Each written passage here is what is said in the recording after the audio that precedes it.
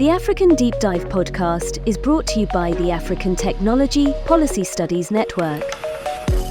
This podcast explores how science, technology, and innovation can drive sustainable development and global inclusion in Africa.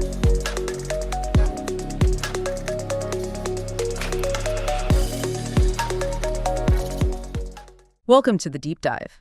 Today we're tackling something, really critical for the 21st century. How can we actually use all this amazing technology positively, to really improve people's lives, especially for the most vulnerable? Exactly. And we're focusing specifically on Africa today, looking at how information and communication technologies, ICTs, basically are being used, or at least trying to be used, to change healthcare access for rural communities. Okay.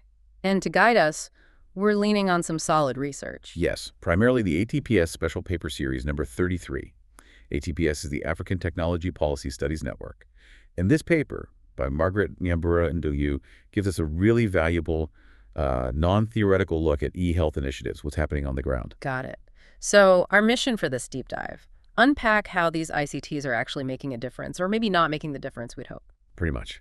We need to understand the successes, sure, but also the real challenges, some of which are, kind of hidden structural things, and figure out what it really takes to make these health programs last and be fair for everyone. And to start, we have to talk about this idea of the digital divide, right? Absolutely. Yes. It's foundational. It's that gap in opportunities people have to access information.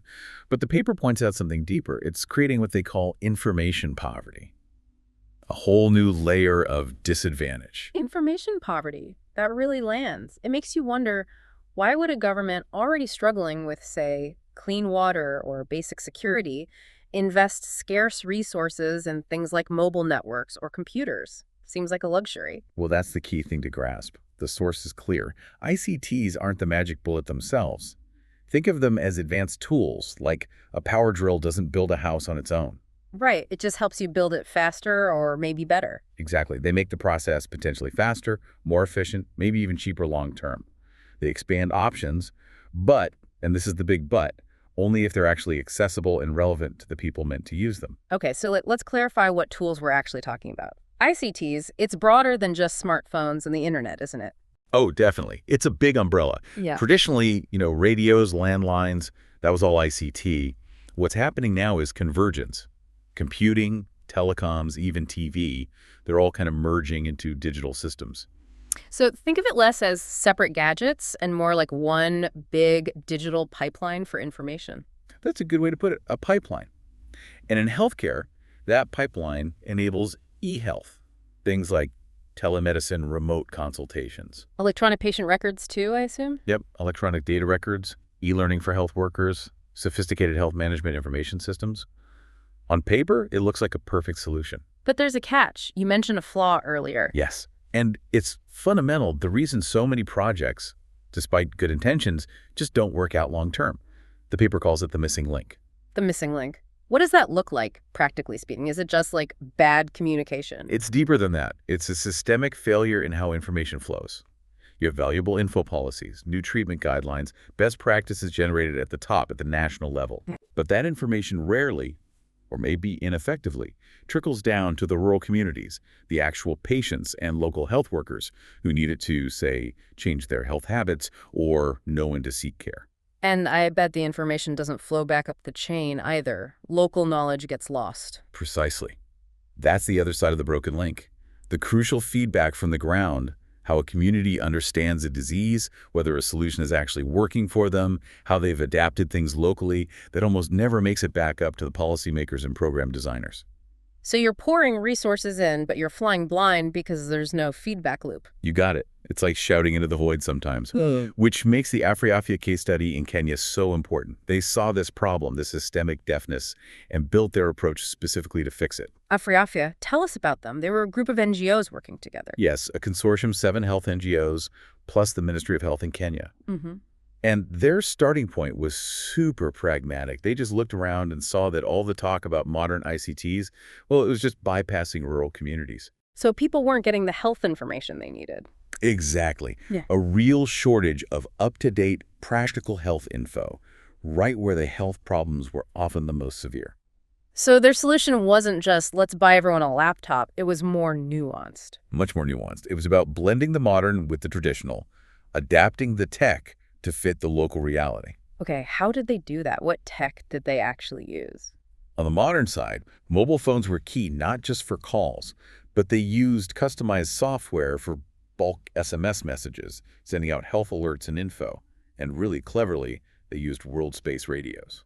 Radios. How does that work with digital info? Well, these radios could download selected information from the internet, so you could get digital content out to areas without reliable internet access using a medium people already had and trusted the radio. That's smart. Bypassing the infrastructure bottleneck. Yeah, and they didn't stop there. They put adapted health information translated into local languages onto things like diskettes, CD-ROMs, even memory sticks. Local languages, that feels crucial. Absolutely critical. Huh. Addresses the huge language and literacy barriers right away. And they didn't just dump the information. They worked to weave these health messages into traditional communication channels. Like what? Storytelling. Exactly. Things like community drama, local plays, even songs. Ways people were already sharing information and, making sense of the world. So the community felt like they owned the message, not just receiving orders from outside. That was the goal. And it worked. This blend was key for actually communicating relevant health info, getting local content shared, and really mobilizing the community in a way just installing tech never could. That's a great example of adapting. Let's broaden out now to some other ways ICTs are used in more formal e-health setups. Telemedicine comes to mind first. AfriAfya had a project, right? Yes. AfriAfya, the African Medical and Research Foundation. Their project started around 2004, working with the ministries in Kenya and Tanzania. It tackled a huge problem. Basically, all the medical specialists, the expertise, it was stuck in the big cities. Rural areas had minimal care, maybe just a nurse or a clinical officer. And the logistics of getting patients to the city or a specialist out to the country, just enormous. And the staff in those rural posts must have felt pretty cut off. Terribly. Intense professional isolation, social isolation, too, which led to, burnout, poor morale, high staff turnover. It was a leaky bucket. So how did connecting them electronically with telemedicine help with those deep-seated issues? Well, the core idea was creating a regional health intranet.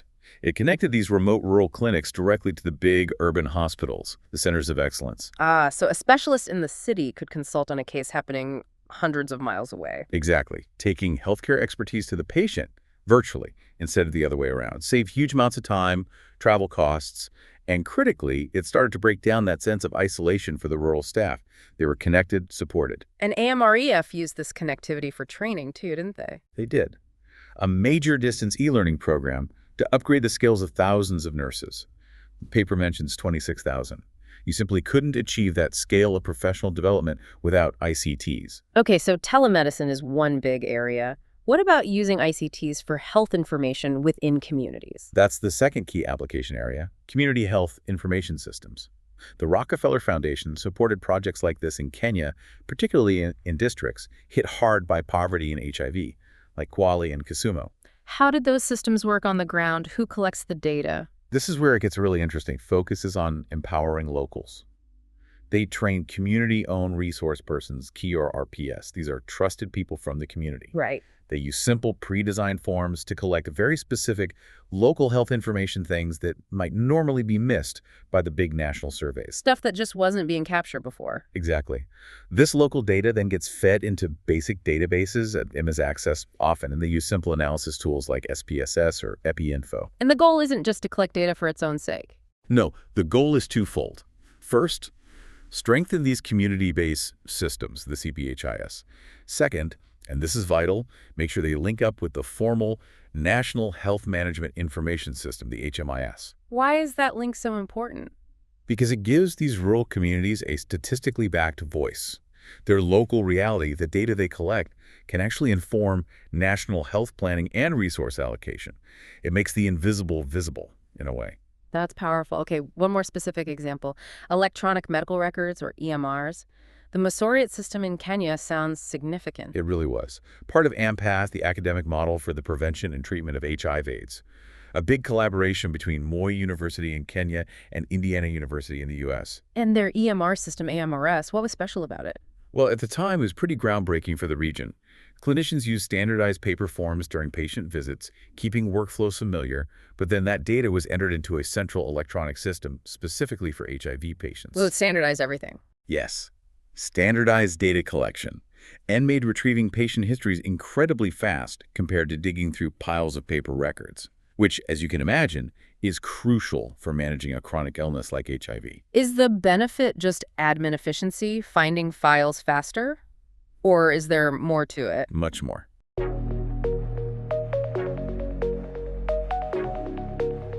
You're listening to the African Deep Dive podcast, exploring bold ideas shaping Africa's future. Stay tuned, more insights coming up right after this.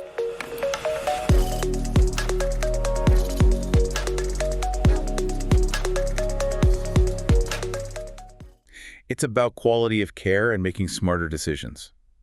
The paper describes it as really the first functioning comprehensive EMR designed specifically for improving HIV care quality and efficiency in sub-Saharan Africa. How does it improve quality? By allowing proper tracking of treatments over time, like adherence to antiretroviral therapy. It provides the data needed for evidence-based decision-making for individual patients, yes, but also for tweaking the overall health program based on what's actually working. These examples show real potential, definite successes. But you mentioned earlier, these initiatives are often fragile. If the tech works, why isn't e-health just everywhere across the continent now? Well, that's where we hit the wall of reality. The potential is there, but the hurdles, the constraints are massive. Yeah. Let's start with policy and costs. In many developing countries, the actual policies and legal structures needed to support and regulate ICTs, especially in health, are still, well, pretty basic. Often there's a disconnect. The Ministry of Health isn't really talking to the ministry responsible for communications or technology. Silos. And then the cost. You mentioned that earlier. Huge issue. Basic internet access can be prohibitively expensive, especially outside cities. So if you want connectivity in a truly rural area, you often have to look at alternatives. Like satellite. Like high-frequency radio or satellite dishes, yeah. But the initial cost of that equipment is enormous, and the recurring monthly fees, way beyond what a local clinic or a small NGO can sustainably afford without constant outside funding. So even if the tech can work, the cost makes it basically inaccessible or unsustainable for the places that might need it most. It just widens that divide again. That's exactly the risk. And it ties into the next big hurdle, infrastructure. You can have the best telemedicine system in the world, but if the rural clinic has no reliable electricity or telecommunication lines, It's useful. pretty much. You end up relying on those expensive satellite or wireless options, which tend to get concentrated in cities anyway because that's where the market is. Rural areas get left behind again.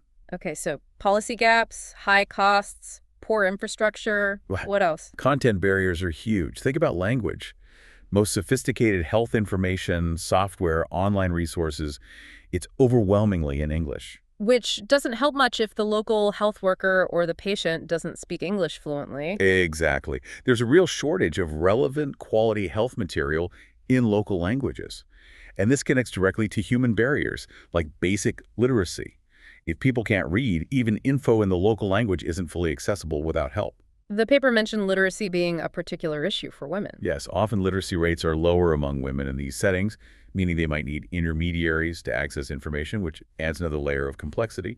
And that ties into another societal issue, gender insensitivity. How does gender play into tech adoption here? Well, there's often a perception or reality that new technologies are kind of the domain of men. If projects aren't designed consciously to include women, to value their existing knowledge networks. Which are often really strong, the informal health knowledge women share. Exactly. If you ignore that or don't actively work to bring women in and train them, you're missing a huge part of the community, and the initiative likely won't be as effective or equitable. Women's indigenous knowledge needs to be harnessed and complemented by the tech, not bypassed. Okay, policy, cost, infrastructure, content, human factors. Is there one more big one? The elephant in the room for almost any development project, sustainability. The paper's blunt here. Most externally funded ICT projects really struggle or even collapse once that initial project funding runs out. Why? Don't they plan for sustainability? Sometimes not well enough. A viable model needs buy-in and concrete support right from the start, from the government, maybe the private sector, and definitely the community itself.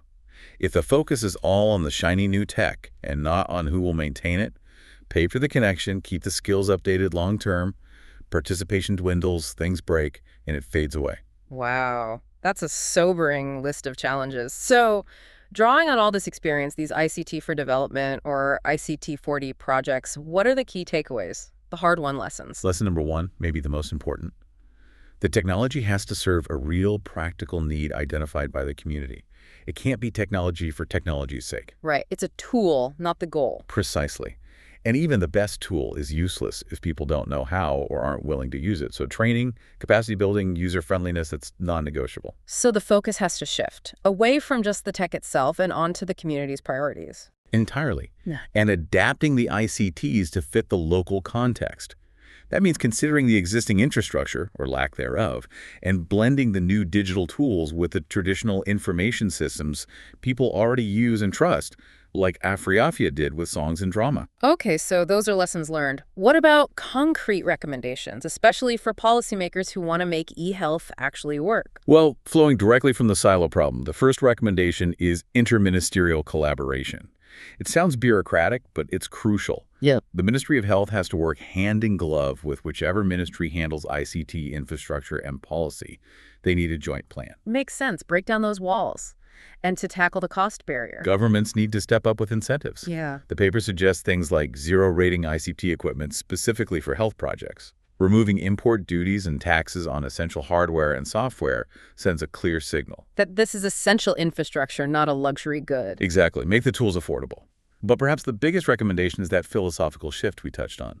Moving away from tech-driven projects. Yes.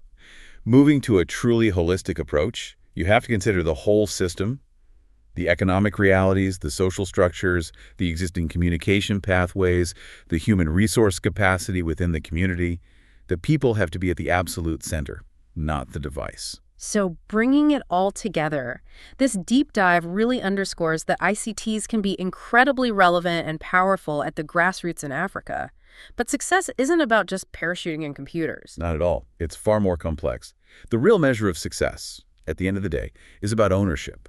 Yeah. Do the individuals, does the community own both the message, the health content, and the medium, the technology in the process? Ownership of content and process. Yeah. Is the system designed to genuinely amplify local voices, to incorporate local knowledge, to give a platform to those who previously weren't heard in the health system?